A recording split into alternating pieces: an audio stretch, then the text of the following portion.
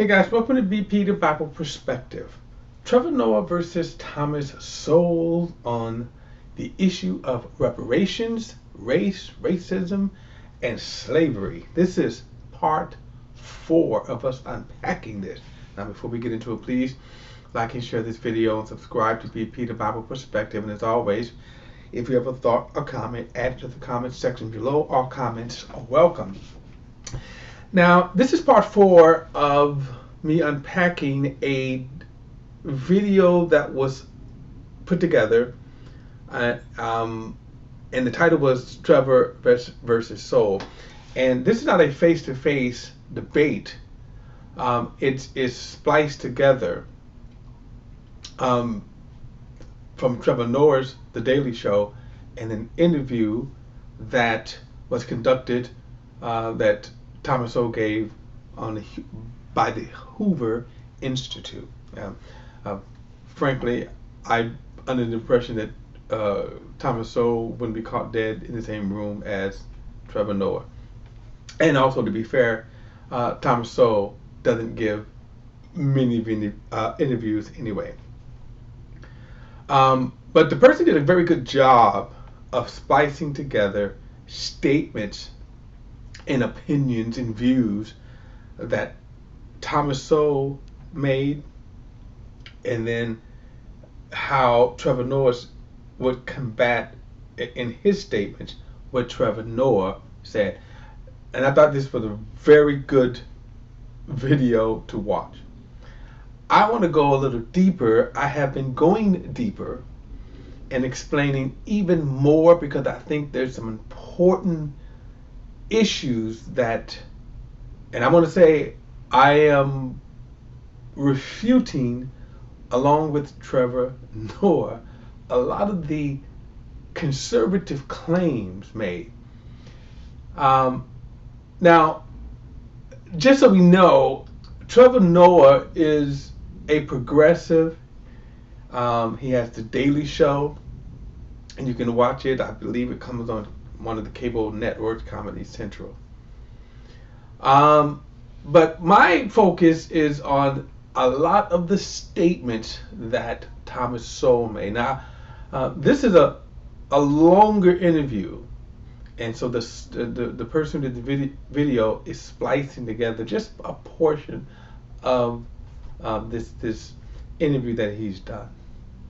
And again, there are a couple of statements I want to go a lot deeper in, because part of the problem, if you don't understand history, and what I'm accusing Dr. Sowell of being disingenuous about, is the impact, of the 400 years of slavery, 240 years of the legal institution of slavery. If you start with 1619, you go 157 years into 1776 of slaves who were born on this land, who should have been free, who should have experienced freedom. Now, part of the problem is that you ask the question, and this is why I'm going deeper, because I'm asking the question: what is the impact of slavery? So how did the nation, by the time we get to 1776, and you have the great experiment that was birthed. Now remember, this has been growing for some time. And when we start with 1619, with the arrival of the first slaves, so you have all these generations, 157 years worth of generations of slaves born on this property. You also had the import of slaves, but you also had them born. So in 1776, when the declaration was made that all men are created equal, they're not talking about slaves. How do you come to that? And in short, you have to condition not only slaves, so you had to brutally condition slaves to accept their slavery. And how did you do that? How was that done? It was done through laws. It was done through science, the teaching of science. It was done through Christianity. In other words, you had to first dehumanize the slave. You had to condition the slave that they were not equal. But let's not forget, white people were conditioned as well. That slavery was a condition of America, that it was okay. And to be fair, there were plenty of whites who fought hard against the evil institution. But the evil prevailed from 1776 to 1865. There were a lot of people who thought and were conditioned, including many of the founding fathers, that the Negro was inferior to the white man, despite saying that all men are created by God, all men are created equal by God, and given inalienable rights by God. Okay, how did they do that? As I said, law, science, and Christianity. But you also had to brutally beat the slave. It was okay to beat the slave. It was okay to overwork the slave. How do you watch or and witness a slave master who takes the infant from his mother and sell it, or a child or a teenager and sell them? How is it okay that the white master could sleep with the slave? See, you have to condition that's okay. That was acceptable. If you thought that slaves were inferior or animals, what does that make you for sleeping with them? And of course, the brutality of slavery. So now we say, well, how do we move on? See, generations to after generations to after generations, being whipped, right? Slave patrols, slave codes, all of these things were a part of conditioning people. And the reason why I'm stressing this is because in 1865, you had an entire group of people, an entire race that was conditioned that slavery was okay. And though there were blacks that did embrace their freedom, many blacks didn't. Why? Because generation after generation, they were conditioned that they were only slaves. And in 1865, excuse me, in 1865, what was done to acclimate these citizens into society? What was done? When we look at now mass shootings, when we think of just 9/11, right? Just think about 9/11. People are still suffering the trauma, the impact of 9/11. What was the impact of slavery? Then you have to also now say that after slavery, you had an institution, laws, Christianity, that feverishly worked to keep blacks down and segregated from white America. What was the impact of that? Remember that Jim Crow went from 20 years after slavery, some to 1965, nearly 100 years. So now we come to 1965. Now, during this time, Jim Crow was equally brutal and cruel. But think about the white people that would bring their families out to a lynching. Children, right? Think about that. And if you don't think that we are experiencing that today, but remember, blacks lived on the other side of the tracks. There was no running water, paved roads. Many of them didn't have electricity. What was the impact of that? When they came to town, remember that they did not look white people in the eye. Remember Emmett Till. It was said that he whistled a white woman, and that's the accounts. It's a very gray area there in terms of what actually happened. The prevailing story, he whistled at a white woman, and for that, you had, now I want you to understand this, you had her husband and his brother who went into the cousin's house where Emmett Till was staying, 2 o'clock in the morning, dragged him out. Now get this, dragged him out, tortured him, and then lynched him, a 14-year-old boy. So think about the white people who did that. Think about the society that you lived in where that they were acquitted. Think about the society where that they got away with that. But you also think about,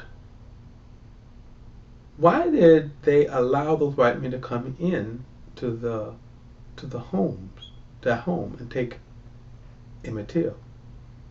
Fear, because just exactly what you saw, they got away with it. And if they got away with murdering a 14-year-old boy, what would they get away with if you tried to fight against him? So I'm laying the foundation here because Thomas Sowell, who grew up in Jim Crow, who was born during Jim Crow, who experienced Jim Crow, and remember, he left the South. All of his academic achievements did not come from schools in the South. Remember, he tried to join a baseball team. So all the stuff that he's talking about here, when he tried to join, I believe it's the Brooklyn Dodgers, I believe, he didn't get accepted. Now I'm saying all of this because of the nonsense that he's getting ready to spew, knowing that his academic achievements came because he left the South, that he's not going to recount the horrible experience that he fled, and rightly so. So I want to get into, I'm going to go back, I got to scroll through the video, and I want to pick it up again and just comment, because this is a very interesting thing here. So let's go. To your question, I think you have to understand what the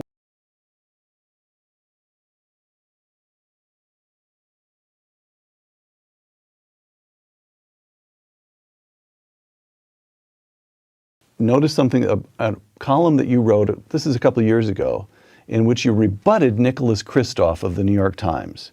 And Kristof had ascribed the gaps between African Americans and whites in America, gaps in wealth, gaps in educational achievement, the usual gaps, to, and this is a quotation from Kristof, to the lingering effects of slavery, close quote. Oh, yes. Now, again, lingering effects of slavery, that's important. And notice his attitude. Oh, yeah, like, here we go. I'm sorry. The effects that affected you, the effects that affected him to flee the South. Remember, I asked the question, what was done for those who experienced the brutality of slavery? What was done? There was more brutality. So the lingering effects is that black people feared. There was no one to turn to. It was legal. See, racism was legal. The brutality of racism was legal. All right, let's continue. And here's Tom Sowell. Quote, if we wanted to be serious about evidence, we might compare where blacks stood 100 years after the end of slavery with where they stood after 30 years of the liberal welfare state. In other words, we could compare hard evidence on the legacy of slavery with hard evidence on the legacy of liberals. Close quote. And The number of injustices that have held black. I'm going to let, because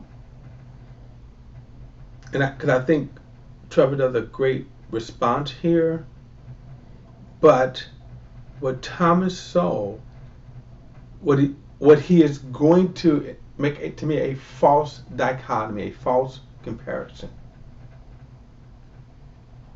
and not talk about the conditions in which blacks live, the conditions. Remember, I said the other side of the tracks. Why did they live that way? Because whites did not give running water, electricity, plumbing, paved roads. What mindset did that produce? You could march. You could march in City Hall and say, give us paved roads. They didn't work in the banks in these towns. They didn't work in the factories in these towns.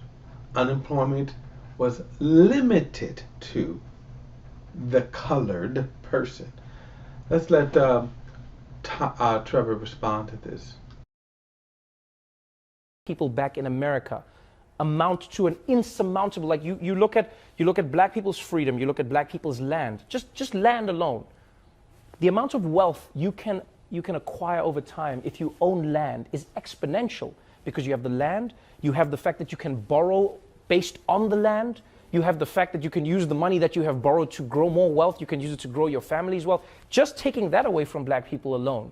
right, right. And also, if you think you've been if you think you've been wronged, your recourse might also be more likely to politics to try to redress this whole redistribution, Yes. Oh, yes. rather than hit the books, acquire the skills, get the job. And with the Now, I notice what is subtle here is the attacks against the civil rights movement. Now, again, I'll remind you, Thomas Sowell fled the South. He would not have achieved his great academic achievements in the South that he's talking about. I want to keep that in mind. Let's continue. other thing too, one of the my favorite statistic in there is that the poverty rate among blacks as a whole is 22%. Mm-hmm. Among whites as a whole is 11%. And among black married couples is 7.5%. So And it's been and black married couples have never had a poverty rate as high as 10% in any year since 1994. all right. So to the cry, what is to be done? Tom Sowell answers: It's been done. get an education, get married, have kids after you get married. That's sort of the answer, right? Well, yes, and the things that work for other people tend to work pretty generally. All right. Is Now, again, that's a conservative talking point that's been around for decades, that if you graduate from high school, he's going to come back and say this later, but if you graduate from high school, you get married, you have kids after you get married, you don't have kids before you get married, you're going to be successful. But what he's not talking about, again, are the policies. Trevor's going to bring this out. The policies, the laws that were intentional to keep blacks down. Let's continue. them. And so you combine that with slavery, and then you look at Jim Crow laws. You didn't let black people in America live in the areas that they wanted to live in. They couldn't get loans from the banks that they wanted to get loans from. And then on top of that, when they started getting the loans from American banks were found to be giving them higher interest rates when in fact they were the same risk as many of the other races that they were giving loans to. So when you combine all of those things, I think it's safe to say that black Americans have a conversation that they need to be having with the United States. Doesn't involve me, doesn't involve white people, it's like, yo, American government, meet the black people. That's it. Have that conversation. In terms of political leaders, all the incentives politically are for black leaders to blame all problems in the black community on the larger society. And that Have to cut in here because he's making a statement here. He's saying that the black leaders, so that means the black civil rights leaders, the politicians, and then he makes the comment that they're blaming all the problems on all the problems that black people are having. They're blaming on the greater society. Okay, double-edged sword there. Remember, I said Thomas Sowell left the South in which he was born. He left the South. So, when you talk about the society that continued to make laws, that continue to have policies that were aimed to keep black people down, then yes, you could say we could blame them. Let me let him continue on, because some of the statements here, again, to me they're disturbing, because my question to Dr. Sowell is, why do black conservatives such as him and others spread things that he knows is not true, or you're not giving all of the information? Let's let him continue. enables them to take on the role of being the defender of the black community against enemies, which in turn creates the situation in which many blacks don't feel that anything that they do is going to help themselves unless it's done politically as a group. That there's no point. I mean, why would you, if you believe what they say, why would you want to knock yourself out in the school knowing that the man is not going to let you get anywhere? One of the most pathetic things I heard in recent years was a young black man saying that, at one point he thought he would join the Air Force and become a pilot. And then he says he realized that the white man is not going to let a black man become a pilot. And he was saying this decades after the Tennessee Airmen had established their reputation in combat in Europe, but All right, let me unpack some things here. When he says these are subjective anecdotes. So it is true there are plenty of black people that have a hopelessness about them. That is true. But you're not talking about why they have it. In some cases, it could be lingering effects. Remember, you go back to slavery, for example. The law in 1865, slaves were free, but yet many slaves never left the plantation. Now, why is that? Well, we have to understand why, right? And that is, look at the mentality that was ingrained in them. Look at the fear that was ingrained in them. Now, the problem with he's saying is that his statement about the young man who said, I would join the Air Force, but the white man ain't going to let me do that. But maybe, and this is what Thomas Sowell is not talking about, maybe that hopelessness came from actually studying the Tuskegee Airmen, how they were treated by their fellow soldiers, fellow airmen, the white ones, right? How they were mistreated, abused, the racism, the brutality that they experienced, how many soldiers who fought and died for this nation only came home to be mistreated by a nation that hated them. So yeah, the hopelessness would be, why should I, you know, even if you say 50 years after this, in our day and time, right? Where there still may be some lingering effects to try to help people say we can overcome, because even now we know that there are laws.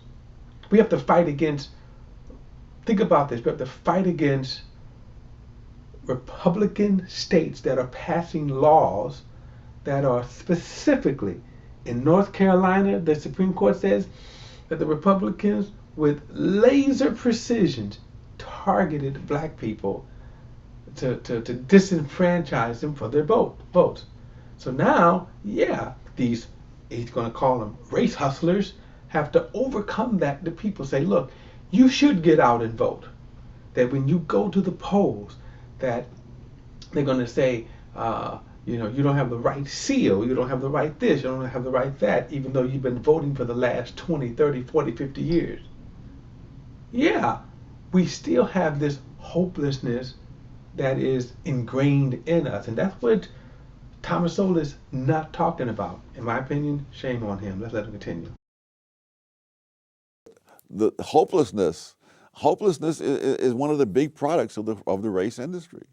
That you have no chance. I remember giving a talk at Marquette, and at the end of the talk, among the questions that was asked, a young black man got up and he said, even though I am graduating from Marquette University, what hope is there for me?